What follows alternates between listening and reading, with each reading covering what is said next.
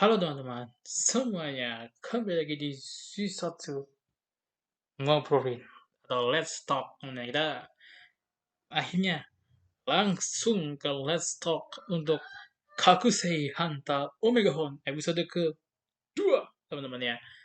Oke, kita akan langsung saja namanya ke ngobrolin atau Let's Talk Kakusei Hanta Omega Hon episode 2. Langsung aja. Oke, teman-teman, ini dia Kakusei Hanta Omega Hon episode kedua, teman-teman ya. Episode diawali dengan si Shout yang berusaha ingin menjual Kakusei-nya atau Omega Horn-nya, dan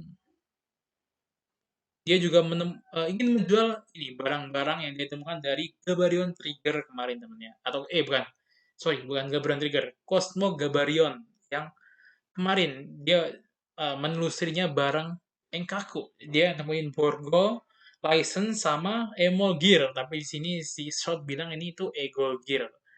Tapi si kayak ininya penjualnya tuh bilang ini barang gak berharga ya gitu. Terus pas mau dijual si Kakusei-nya, Enkaku datang terus kayak jangan dijual gitu intinya. Terus mereka makan dan intinya mereka ngobrol ini tuh lah, terus kayak bilang ya ini, lu jangan lagi-lagi ya lu ngejual si Kakusei ini.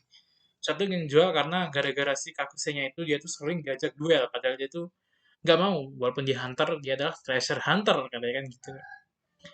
Lalu kita dikasih penjelasan lah mengenai masa lalu dari Kaguju, ya.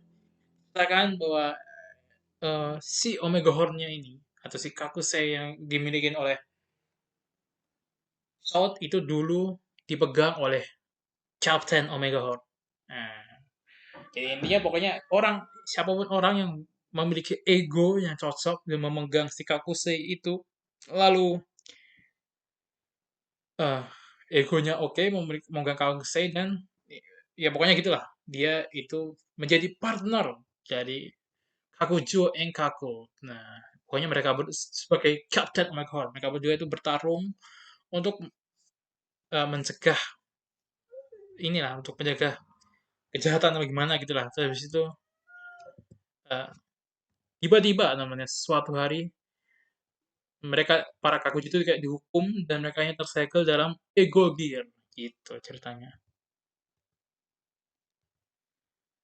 Dan di sini Enkaku juga menjelaskan bahwa sekalinya udah suaranya udah kerekam di Kakuseki, Kakuseki Omega Horn yang ini ya, yang hijau ini, gak bakal ada orang lain yang bisa menggunakannya.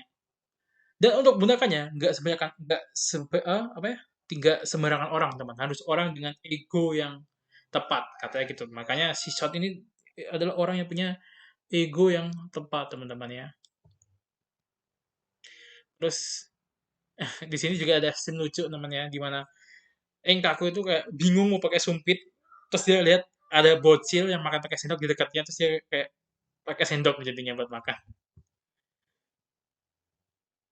Nah, di sini pas eh, si Enkaku bilang bahwa Shout itu punya ego yang membara, itu sih si Ana atau si Ana Chan alias si Omega Analyzer itu kayak nggak percaya gitu bahwa hah, si Shout punya ego segede itu. Nah, terus diceritakan kita juga di masa lalunya, sedikit masa lalunya Shout, di mana waktu kecil dia tuh kalau nggak salah lupa exactnya gimana teman-temannya karena aku nonton di Inggris. Ininya dia dulu pas kecil menemukan si, mungkin bisa bilang prasasti lah atau relik gitu kan, yang kita lihat di episode pertama, yang ini tuh ada gambar Enkakunya temannya, kayak cita-citanya atau mimpi dari Shot adalah mengumpulkan para prasasti itu, terus mungkin dijadikan satu sehingga si Shot itu bisa mengetahui si Chokodai itu temannya. Di sini dia meminta bantuan dari Enkaku untuk mencium baunya atau mencari tempat yang lain, si relik yang lain gitu lah teman-temannya. Habis itu dia dipotong markasnya baru teman-temannya. Di sini anak gue itu melaporkan bahwa ada hunter lah yang menantang. Terus di sini Ibar kayak aku akan ngasih mereka pelajaran gitu kan. Jadi Berser kayak mengajukan diri, tapi Ivar bilang kayak dia mau mengurusnya sendiri lah. Dia mengajak Zetsu Enkaku dan juga Reiji teman-temannya. Nah di sini ternyata yang ditemuin oleh uh, Enkaku itu adalah bukan relik tapi ego gear dari Tenkaku ya. Terus di sini hmm, Enkaku itu beralasan kayak kelihatannya semua barang-barang dari masa lalu itu baunya sama kayak gitu. Lalu di sini kita dikasih pertarungan Ibar melawan ya, random hunter NPC yang bahkan namanya nggak disebut karena pas mereka mau menyebutkan namanya Ibar bilang nggak usah, kalian ingat aja ini namaku adalah Ibar. Terus dia Teo Zetsu Enkaku. Terus kita lihat Zetsu Enkaku berubah menjadi dari wujud manusia ke wujud Kakujunya temennya, dan musuhnya itu punya si kepiting ya, aku lupa namanya siapa. Terus habis itu ya pokoknya dia kalah, terus ego gear si kepiting itu dikasih ke Reiji. Di sini kita mendapatkan Hunter of the Week minggu ini. Dia adalah, aku lupa namanya siapa. Intinya dia adalah Hunter of the Week kali ini. Dia diperankan oleh pemeran dari pokoknya dia dari komandan di Ultraman Trigger temennya. Dan kalau karena itu Super Sentai, dia itu jadi wujud manusianya dari Juran. Dan kalau di Kamen Rider dia tuh pernah jadi anggota eh, eh, aku lupa anggota apa. Pokoknya dia pernah muncul di Gachat lah. Dia itu organisasi dari musuh Kamen Rider Legend teman-teman ya. Terus di sini dia itu mengadakan sebuah scam kayak, ya, ayo ini, wah ini value-nya gede banget. Ayo semuanya, pasti harta karun kalian ke aku. 4 atau 3 bulan lagi value-nya akan naik berkali-kali lipat ya, apa ya? Ya tipikal scammer lah. Di sini si Ale dan Al itu menantang si Hunter ini buat duel teman-teman ya. Karena dia tahu bahwa dia ya scammer gitu kan. Terus dia ini ya kakujinya dia adalah si Dino ini. Dan dia itu eh, menggunakan poses namanya. Dia nggak memanggil kakujunya, tapi dia menggunakan kekuatan kakujunya untuk dirinya sendiri. Di sini jujur pertarungannya aneh karena musuhnya itu pakai proses di mana kekuatan kakujunya itu disalurkan ke dia. Sedangkan Al dan Air itu manggil kakuju anjir, dan lu tahu apa yang aneh lagi? Kesusahan mereka ngelawan si Hunter ini. Bahkan dan Hunter ini juga mengambil satu orang penjadian Sandra teman-temannya.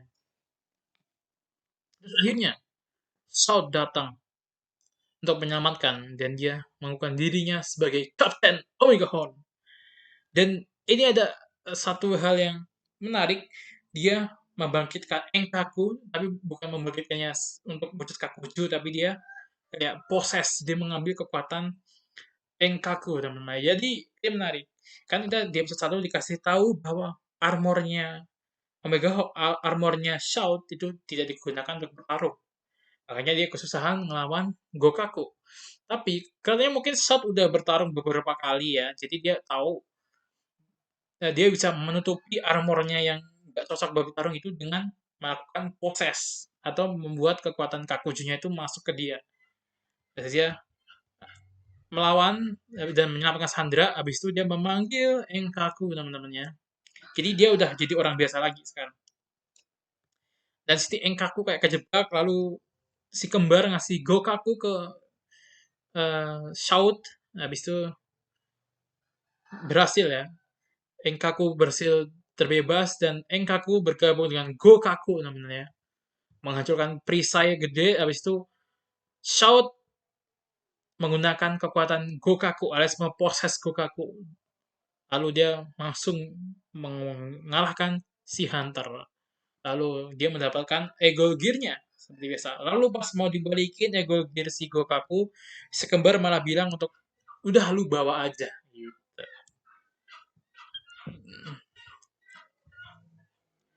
Tapi ini bukan akhir dari si kembar ya teman. Si kembar nanti akan muncul lagi di next episode kalau kalian nonton previewnya. Lalu di sini Si Giriko bilang, oh jadi mereka itu namanya Captain Omega Horn sama Enkaku ya. Oke oke menarik.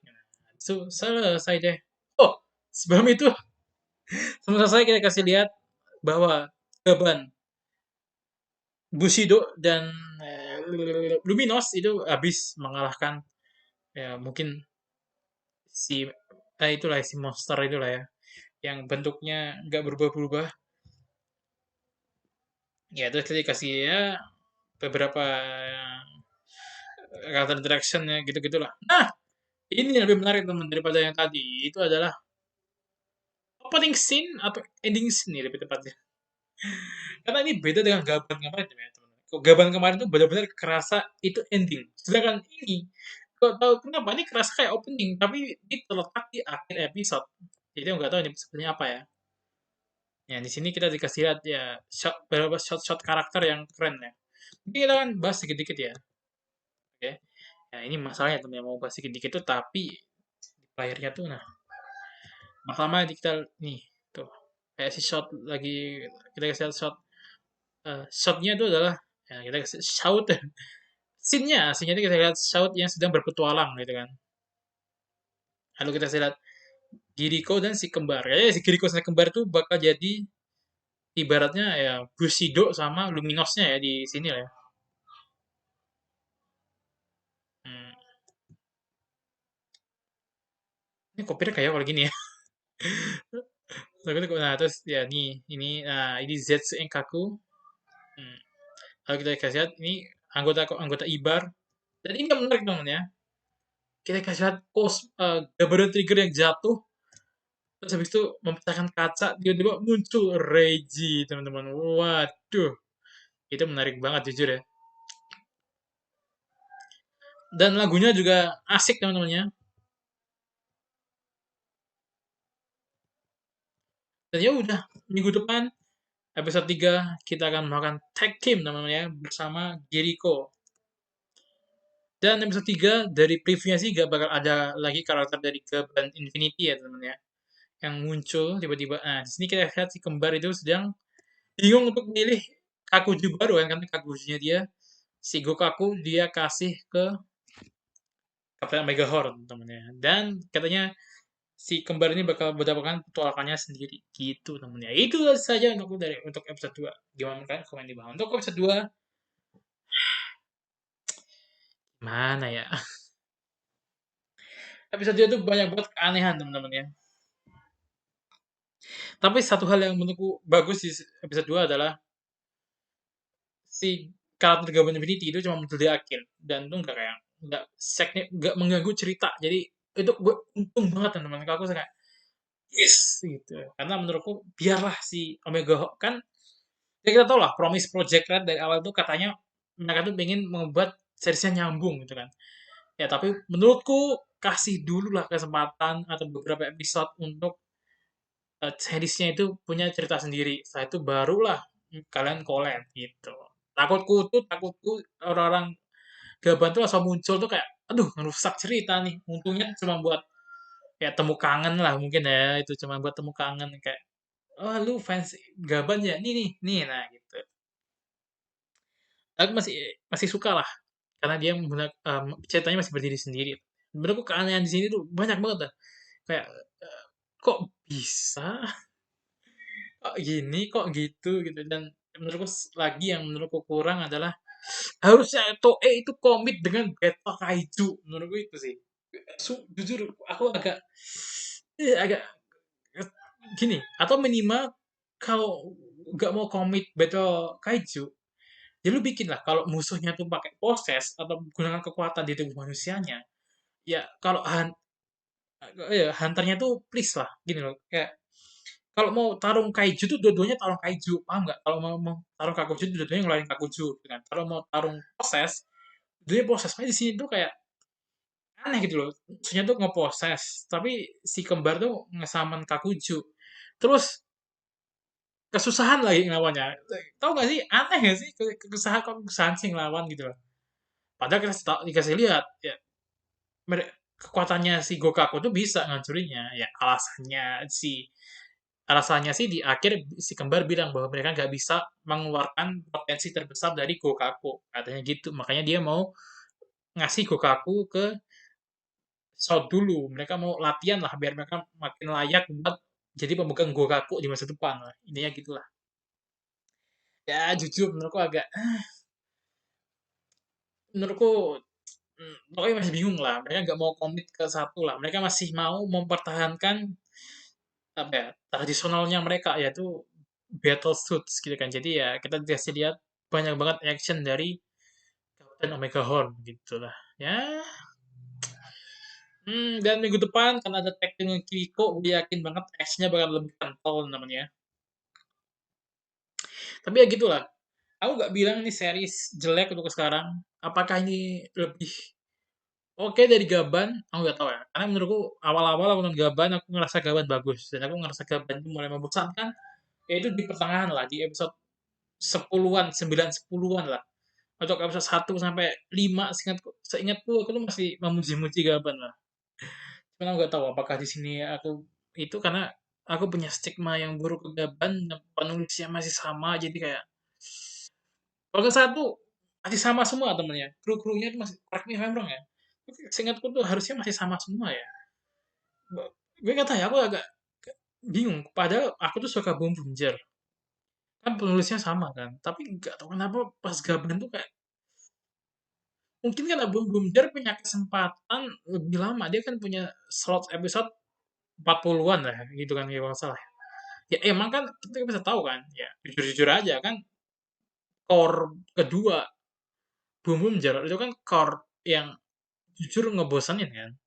Dan core kedua Bum Bum Jar itu kan kalau kita samain ke si Gaban itu kan ya berarti core kedua Gaban. Core kedua Gaban itu kan berarti harusnya setelah episode 10-an dan situlah mulai bosan aku.